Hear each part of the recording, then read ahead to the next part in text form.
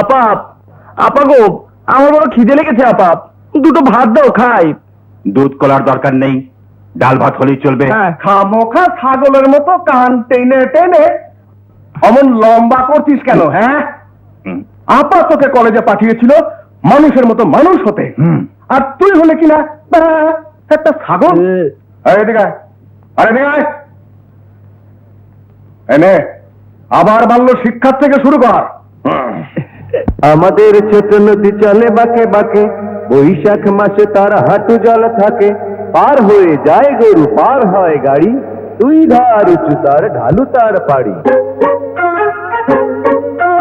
আপা তুই রাগ করে থাকিস না আর, অপদার বলে ডাকিস না আর। অনেক বড় আমি হব একদিন, আমাদের সংসারে আসবে সুদিন। কিনে দেব তোকে আমি প্রাইভেট কার, পাশে রবে দুলা ভাই আমি ড্রাইভার।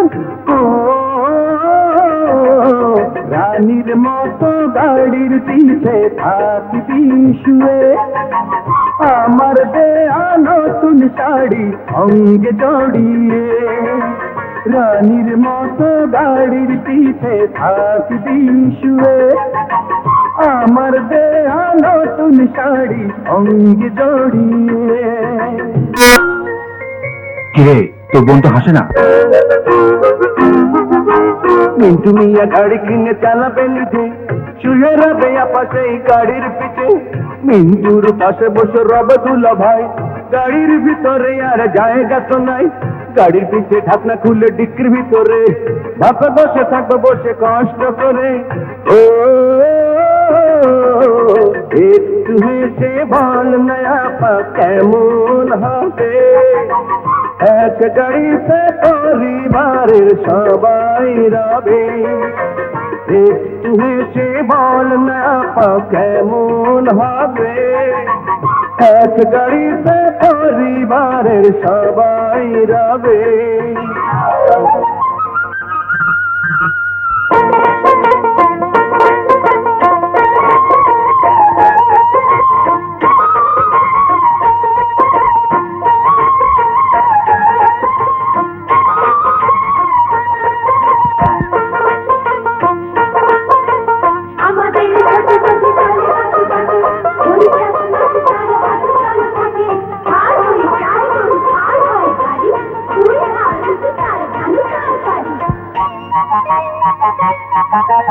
আপা আর দুলা ভাই তোমরা দুজন আমাদের মাস্টার বাবার মতন। তোমাদের মায়া ভরা স্নেহের স্বভাব বুঝতে দেয়নি মা বাবার অভাব। তোরা দুটি ভাই যে আমাদের প্রাণ, আমাদের দুজনার দুটি সন্তান। ও তোদের নিয়ে আমাদের স্বপ্ন হাজার, ভোর বিশুকে এই ঘর এই সংসার। তোদের নিয়ে আমাদের স্বপ্ন হাজার, ভোর বিশুকে এই ঘর এই সংসার।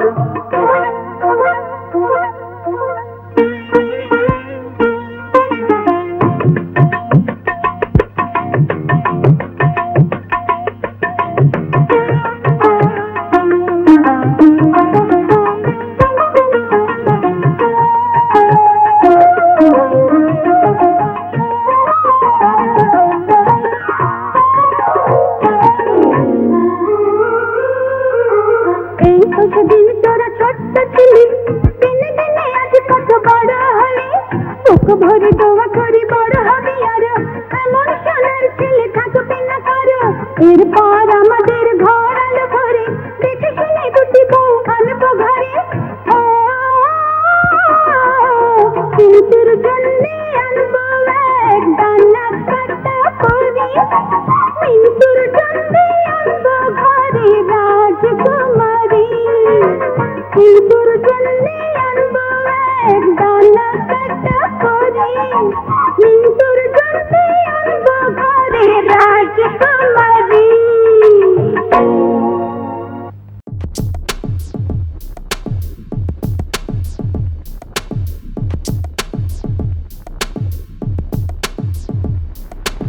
এই ছবিগুলো দেখো, আহা যেন স্বর্গ। এইসব জায়গায় আমি গিয়েছি থেকেছি, ঘুরেছি। ঝকঝকে রাস্তা, চকচকে পোশাকের মানুষজন, সাজানো গোছানো বিশাল বিশাল বিল্ডিং। ইউরোপ আমেরিকা যেখানে যাও, যেদিকেই তাকাও চোখ জুড়িয়ে যায়। ক্যানাডার Niagara Falls, America Disneyland, Statue of Liberty, ফ্রান্সের আইফেল টাওয়ার, কি কি সুন্দর সুন্দর সব জায়গা। গত 3 মাস এসব জায়গায় ঘুরতে ঘুরতে মনে হয়েছে আমি যেন স্বর্গে আছি। কেন যে জাহান্নামে ফিরে এলাম, যেদিকে তাকাই নোংরা নর্দমা, গরিব মানুষের বস্তি, ময়লা আবর্জনা, অভাব অনটন, কারো মুখে হাসি নেই। কিন্তু ওখানে বড় বড় বিল্ডিং গুলোর মতো মানুষগুলোর অন্তর বড়, প্রাণ খুলে সবাই হাসছে, ডিস্কোতে যাচ্ছে, অপেরাতে যাচ্ছে, আনন্দ করছে, উল্লাস করছে। আহা, কি যে সুখের জীবন ওখানে। এখানে থাকলে আমার জীবন হেল হয়ে যাবে, তাই আমি উন্নত দেশেই চলে যেতে চাই। তোমাদেরকে আমার জীবনের লক্ষ্যের কথা শোনাবার জন্যই আজকের এই আয়োজন। এতক্ষণ যা বললাম আমার বাবাও তা শুনেছেন, নিশ্চয়ই আমার সাথে একমত। উপস্থিত মেয়েরা, আমার মেয়ে এতক্ষণ ইউরোপ আমেরিকা সম্পর্কে বড় সুন্দর সুন্দর কথা বলেছে। ওসব দেশ সম্পর্কে আমিও কিছু কিছু জানি। আমরা এদেশে যখন কোনো বাজারে যাই, তখন বাজারে ওঠার আগে নিজের জুতো খুলে একটা ঘরে জমা রাখি, টোকেন নেই। তারপর ফেরার সময় সে টোকেন দিয়ে জুতোটা ফেরত নিয়ে আসে। ঠিক সেইভাবে ও দেশের বাবা মায়েরা সকালে উঠেই কাজে যায়, তখন নিজের সন্তানকে ডে কেয়ার নামক এক জায়গায় রেখে টোকেন নেয়। তারপর সারাদিন অফিস করে ডিস্কো বার অপেরা ঘুরে ফেরার পথে ওই আমাদের জুতো নেওয়ার মতো টোকেন দিয়ে সন্তানকে ফেরত দেয়। কি হলো, তালি বাজাও, তালি। Good, very good. আমাদের দেশের বাবা মায়েরা শিশু সন্তানকে বুকের মধ্যে জড়িয়ে রাখে, জুতোর মধ্যে কোথাও জমা রেখে যায় না। তোমাদের ছোটবেলায় যদি এমন হতো কেমন লাগতো? আমার মেয়ের বোধ করি ভালোই লাগতো। নিজের ঘর নিজে পরিষ্কার না করে অন্যের সম্পদের দিকে তাকিয়ে লাভ কি? আমার মেয়ে ইউরোপ আমেরিকার অনেক সুন্দর সুন্দর জায়গার নাম বলেছে। ও জানে না আমাদের অনেক কিছু আছে। পৃথিবীর সবচেয়ে দীর্ঘ কক্সবাজার সমুদ্র সৈকত, রাঙামাটি বান্দরবনের পাহাড়ি সৌন্দর্য, বগুড়ার মহাস্থানগড় পাহাড়পুর, কুমিল্লার ময়নামতি, সিলেটের চা বাগান, খুলনার সুন্দরবন, পদ্মা মেঘনা যমুনার মতো নদী, সবই তো সুন্দর। আমার মেয়েকে এই প্রশ্ন করছি, ইউরোপ আমেরিকা যদি এতই ভালো হবে, তাহলে তিনি ফিরে এলেন কেন? তোমার জন্য মন খারাপ লাগছিল, তাই তোমাকে দেখতে এসেছি। এই যে মায়া মমতা, এটা কিন্তু ইউরোপ আমেরিকায় নেই। ওদেশের ছেলে মেয়েরা বুড়ো বাপ মাকে বুড়োদের আশ্রমে পাঠিয়ে দেয়। তোমাদের বুড়ো বয়সে তোমাদের ছেলে মেয়েরা যদি তোমাকে ছেড়ে চলে যায়, তখন একা একা জীবনটা কি স্বর্গ মনে হবে? আরে বাবা মা ভাই বোন দাদা দাদি একসঙ্গে থাকার সুখ শুধু এদেশেই আছে। বাবা, তুমি কি আমাকে অপমান করতে চাও? তোর কি তাই মনে হয়? হ্যাঁ। তাহলে আমার কোনো কমপ্লেন নেই। তোর যা ইচ্ছে কর, যখন বিদেশি যেতে চাইবি আমাকে বলবি, আমি ব্যবস্থা করে দেবো।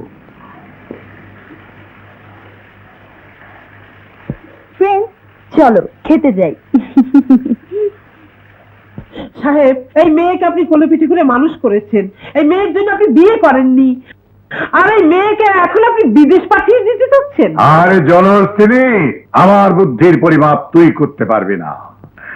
মেয়ে ভাবে বাপ বোকা, আর বাপ জানে মেয়ে বোকা।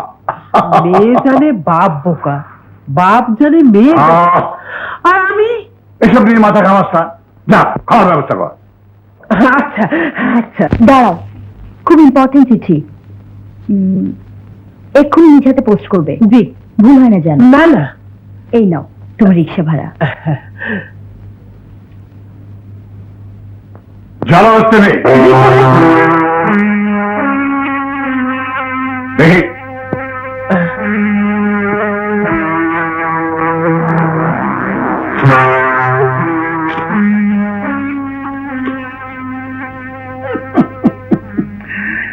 আমার এই ছোট্ট মেয়েটা অনেক কষ্ট করে চিঠি লিখেছে। কি লিখেছে স্যার? আমেরিকা যাওয়ার ব্যবস্থা উনি করে ফেলেছেন। ওখানে বিয়ে শাদী করে উনি সেটেল হবেন, হ্যাঁ? ছেলে মেয়ে হবে, আর নাতি নাতনি দেখতে আমাকে আমেরিকা যেতে হবে। আমি তো আমেরিকা যাচ্ছি না, অতএব ওকে এখানে বিয়ে করতে হবে। ঠিক বলেছেন স্যার, বিয়ে দেন বিয়ে। কতই তো ভালো ছেলে আছে। শুধু ছেলে দেখলেই তো হবে না, ছেলের ঘর দেখতে হবে। একটা ভালো পরিবার দেখে তবে ওর বিয়ে দেবো। এই থামো।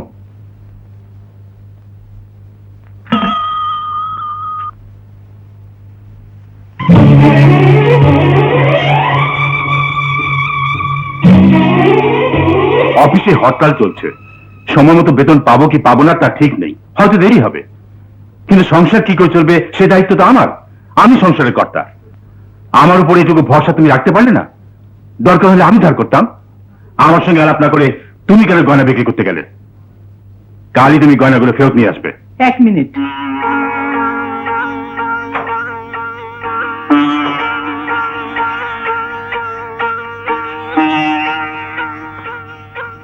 $3,60,000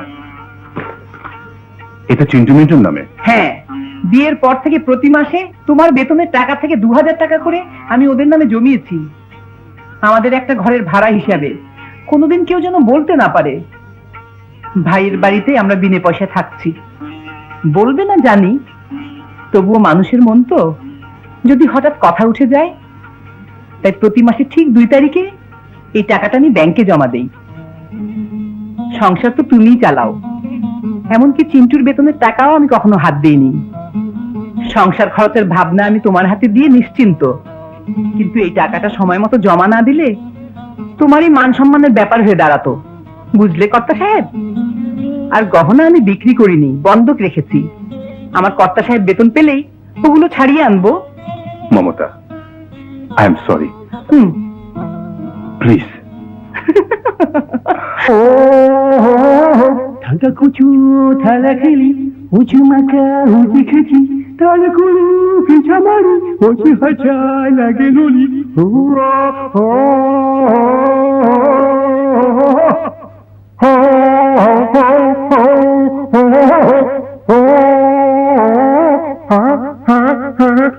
रुकमनी रुकमनी शादी के बाद क्या क्या हुआ? शादी के बाद हम हुआ। तुम हरामजादा कैसे आया? क्यों काम से पठाया? वो काम कहा? अम्मा जान को लेके आया। बहुत ভালো কাম কিয়া। এখন তুমি শর্টকাট করো গিয়া। যাও। আরে গদার পূজা না, এ বলছি শোন না। জায়গা দে।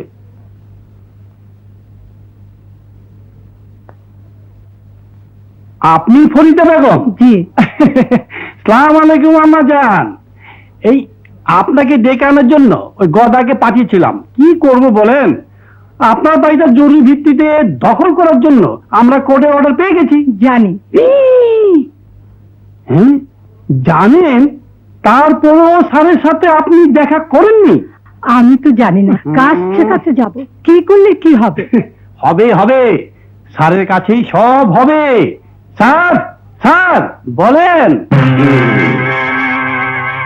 2-4 বছরের মধ্যে আপনার বাড়িটা যাতে দখল না হয়, আমি তার জন্য একটা রাস্তা বের করে দেব। হ্যাঁ, আপনি শুধু রাস্তা বানানোর জন্য ইট বালু সিমেন্টের ব্যবস্থা করবেন, বুঝলেন? জি না। হ্যাঁ, স্যার বুঝে নাই, ওনাকে নিয়ে বাইরে চলেন, ইট বালু সিমেন্টের হিসাবটা বুঝিয়ে দেই। হ্যাঁ চলেন চলেন চলেন চলেন। হ্যাঁ হ্যাঁ, ও সরি সরি, আপনি আগে আপনি আগে। না না না না না না না না।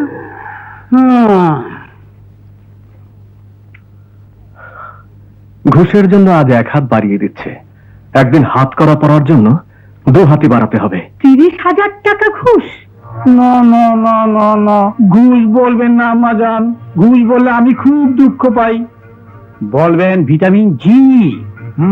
আমি এত টাকা কোথায় পাবো? আমি তো 3,000 টাকাও দিতে পারবো না। হ্যাঁ, তাহলে আমিও কিছু করতে পারবো না, সব সিজ হয়ে যাবে। বাড়ি ঘর মালপত্র, এমনকি আপনারাও। হ্যাঁ, স্যার, আপনার হাতে যেমন ক্ষমতা আছে, আমাদের একটু দয়া করুন। দয়া দয়া করলে তো আমার নাম আক্কেল আলী হতো না, দাতা হাতেম তাই হতো। স্যার, বাড়ি ছাড়া হয়ে আমরা মা মেয়ে কোথায় গিয়ে দাঁড়াবো? দেখেন আম্মাজান, আপনার বাড়ির জন্য যদি আপনার দরদ না থাকে তাহলে 30,000 কেন, 30 টাকাও লাগবে না, কিন্তু দরদ থাকলে 30,000 লাগবে। আম্মাজান, ও সুকলে ডাক্তার লাগে, ঔষধ লাগে, মইরা গেলে কিছুই লাগে না। কবর দেন বা পুড়ে ফেলেন, লাশের কিচ্ছু আসে যায় না। বুঝলে বুঝে, না বুঝলে নাই, আমার কিছু করার নাই। ঘুষ ঘুষ নিয়ে তোমার চিন্তা কেন? তুমি তো ঘুষ খাও না।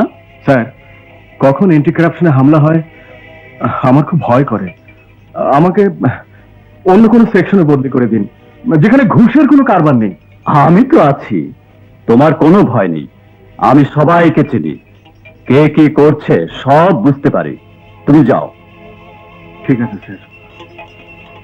স্যার, আপনার নামে বড় সাহেবের কাছে কে যেন নালিশ করছে। জানে কে করেছে তাও জানে। শোনো, শুধু নালিশ করলে হয় না, প্রমাণ লাগে।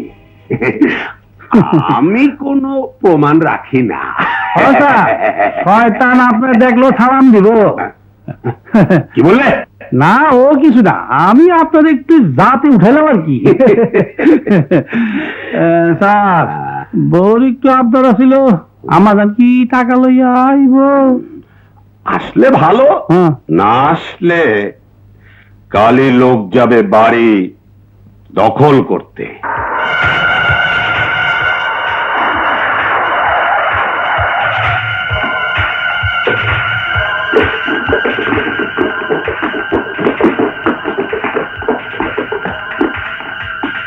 আসুন চিন্টু সাহেব, কোর্টের অর্ডার। আপনাদের বাড়ি এবং বাড়ির জিনিসপত্র যা যেখানে যে অবস্থায় আছে সব ক্রোক করা হলো। আপনাদের এক্ষুনি বাড়ি ছেড়ে চলে যেতে হবে।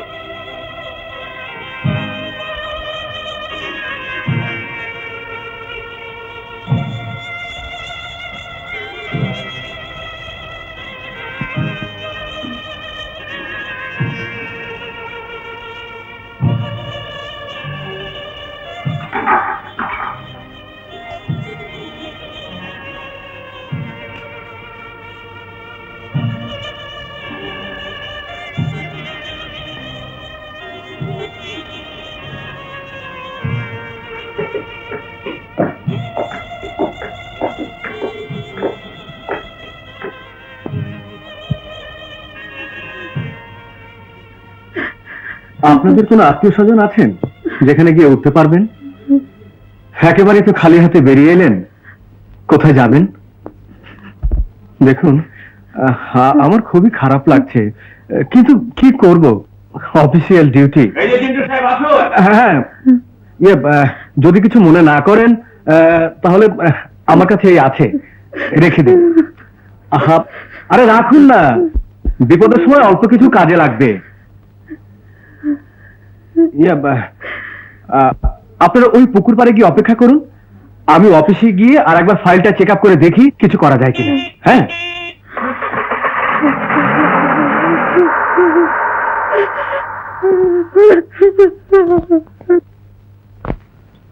আমি সমস্ত ফাইলটা আরেকবার পড়ে দেখেছি, আইন মতো কিছুই করার নেই। একটা ব্যাপার আমি বুঝতে পারছি না, আপনার স্বামী মৃত্যুর আগে এত টাকা ঋণ করে গেছেন, আপনি কি আর কিছুই জানতেন না? আমার 3 দেবর, ছোটবেলা থেকে ওদের আমি মানুষ করেছি। বড় হওয়ার পর ওরা আমাকে মায়ের মতো জানতো, বলতো আমার নামে বাড়ি করবে, গাড়ি করবে, এইসব বলে বলে সাইকার বাবার কাছ থেকে কাগজে সই নিত। আমার স্বামী সব সত্য মনে করে সরল বিশ্বাসে সই করত, কিন্তু উনি মারা যাওয়ার পর ওরা আমাকে জানালো বাড়িটা ওদের কাছে বন্ধক রেখে সাইকার বাবা নাকি অনেক টাকা নিয়েছে। আদালতে মামলা করে বাড়ি সহ সবকিছু ক্লোজ করে দিল। আশ্চর্য, যাদেরকে আপনি মানুষ করলেন তারাই? ওদের আর কি দোষ, ওরা তো দেব। আজকাল আপন ভাই বোনকেও বিশ্বাস করা যায় না। ও কথা বলবেন না, হাতের 5 আঙ্গুল কি সমান? ভালো মন্দ সব ধরনের মানুষই আছে। আমার জীবনে তো আমার বন্ধুলা ভাই সব, আমাদের জন্য নিজের জীবনটা। খালাম্মা, আপনার মনের অবস্থা আমি বুঝতে পারছি। সেভাবে তো আর খোলা আকাশের নিচে থাকতে পারবেন না। চলুন আমার সঙ্গে। আমরা কোথায় যাব মা? দেখি কোনো ঘর ভাড়া নিয়ে যেতে পারি কিনা। আসুন। যান, বাড়িটা আপনারই দিলাম, কিন্তু উনি কি আপনার পরিবার? হ্যাঁ, বুঝছি, নয়া নয়া। আচ্ছা আচ্ছা। যাক, আপাতত মাথা গোজার একটা ঠাই তো হলো। আসুন।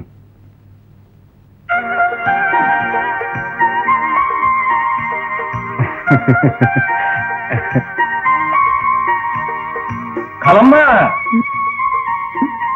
মা, উনি আনো আনো। রাখো এখানে, রাখো। কিছু বাজার সওদা করে নিয়ে এলাম। বাবা, তুমি আমাদের জন্য এত কিছু করছো। আরে না না, এই নাও। সালাম আলাইকুম। আমাকে আপনারা আপনি মনে করতে পারেন। এটা কি শাড়ি আমার জন্য? ইয়ে মানে না, মানে ও কাকরোল। শাড়ি বুঝি তোমার খুব পছন্দ?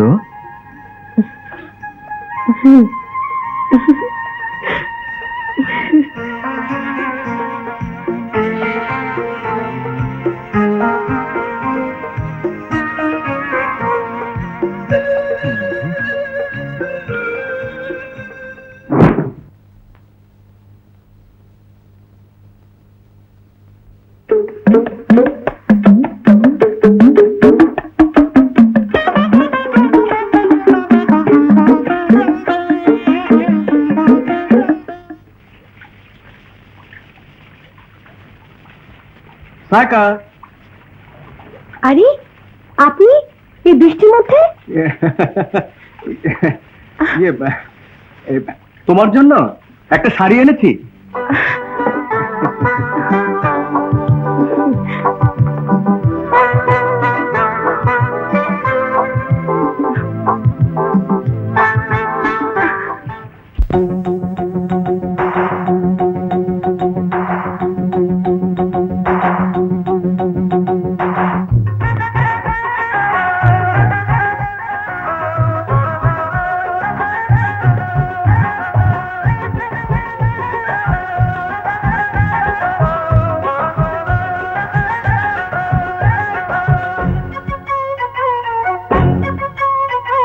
তেঁতুল পাতা, তেঁতুল পাতা, তেঁতুল বড় টক রে।